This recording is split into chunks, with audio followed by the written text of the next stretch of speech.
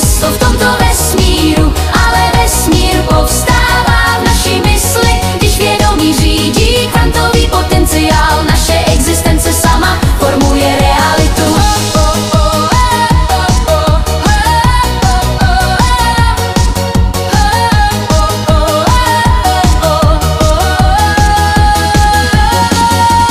Vesmír odráží naše očekávání, informace proudí skrze veškerou existenci. Milí přátelé, tato cesta spojuje kvantovou mechaniku s tajemstvími subjektivního zážitku. Naše průzkumné dobrodružství překračuje hranici mezi objektivní realitou a vnitřním vědomím.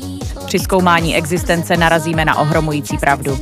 Vesmír není pouze podivnější, než si představujeme, je podivnější, než si dokážeme představit, protože my jsme vesmír, který si představuje sám sebe.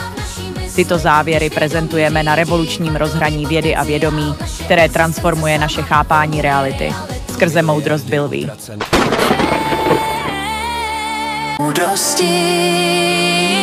Nejsme mysl v tomto vesmíru, ale vesmír povstává v naší mysli, když vědomí řídí kvantový potenciál. Naše existence sama Formuje realitu hlouběji, přesto věda potvrdila jinou cestu.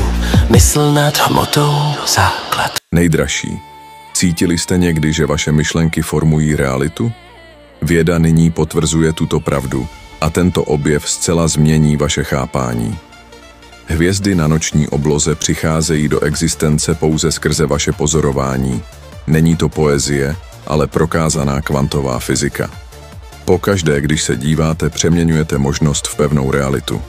Když cítíte spojení s někým na dálku, je to kvantové provázání, které spojuje vaše vědomí přes čas a prostor, stejně jako molekuly vody spojují veškerý život prostřednictvím vodíkových vazeb.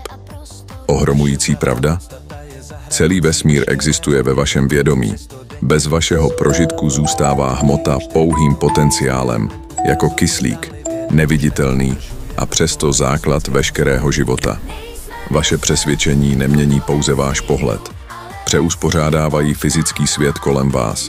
Vaše vědomí není odděleno od živé země. Stejná energie, která proudí řekami a lesy, proudí také vaším vnímáním.